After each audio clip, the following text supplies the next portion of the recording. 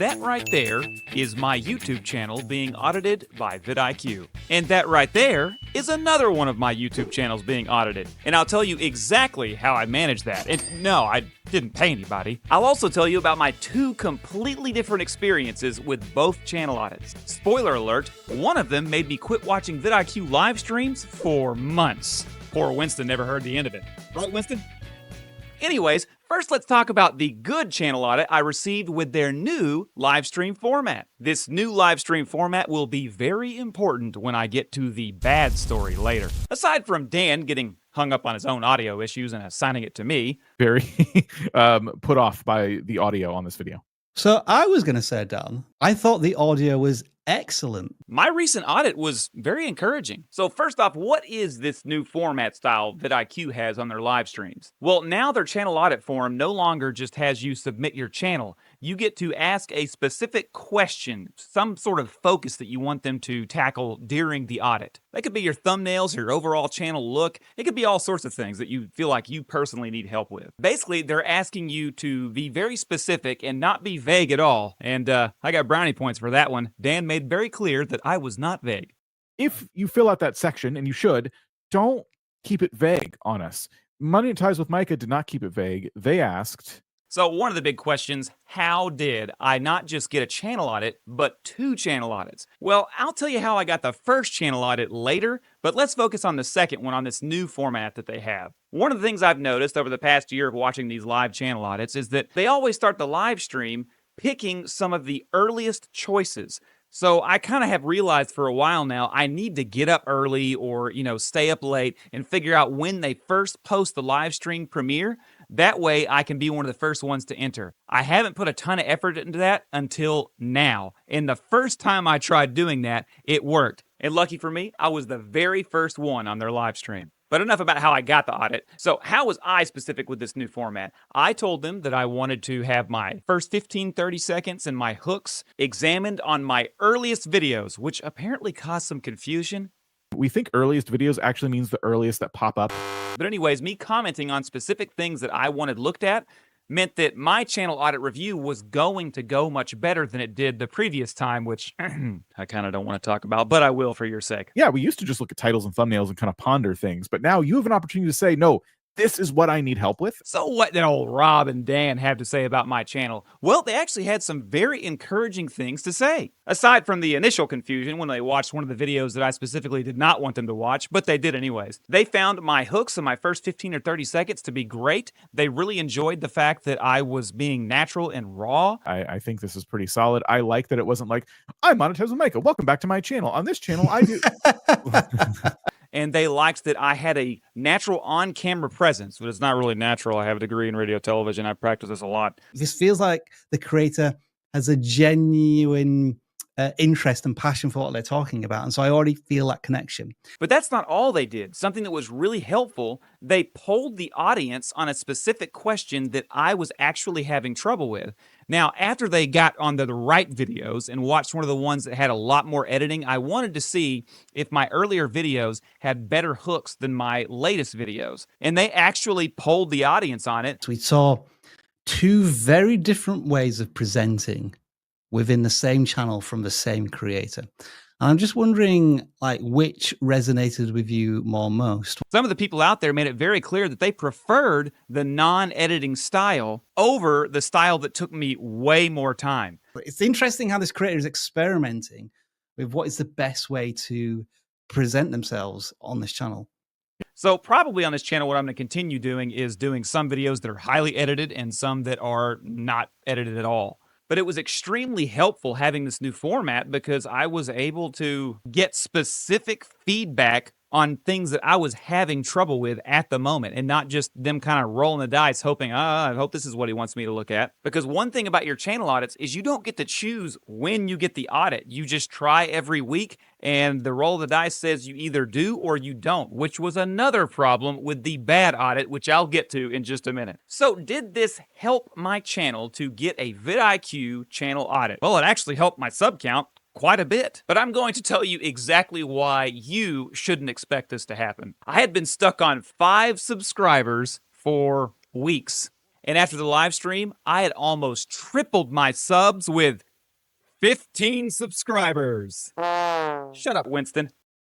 I know, it's not a lot, but it really did just about triple my subscribers. The reason you shouldn't expect this to happen is because this channel has a niche that is the exact same niche as vidIQ.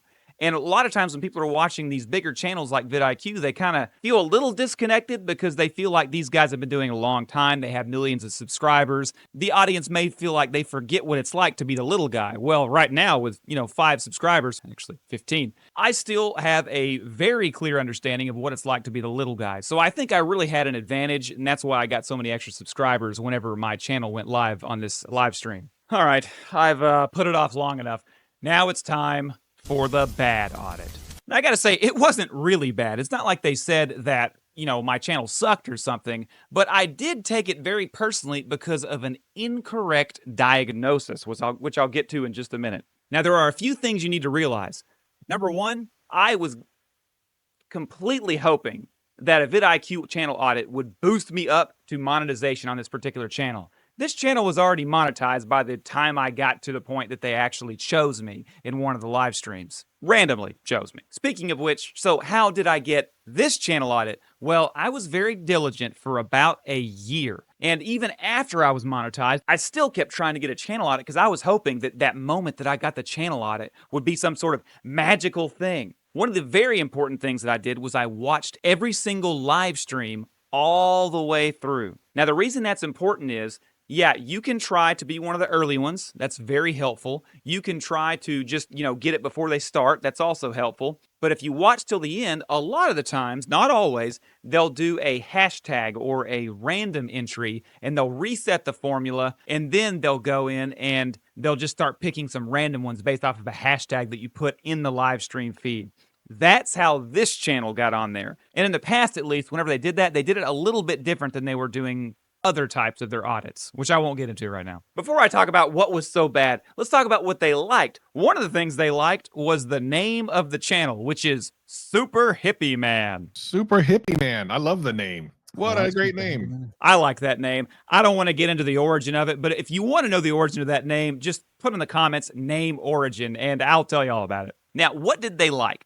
They seemed to appreciate the thumbnails that I had and the time spent into it, but they also said that they could use some tweaking. They needed more work. Listen, your thumbnails are pretty good.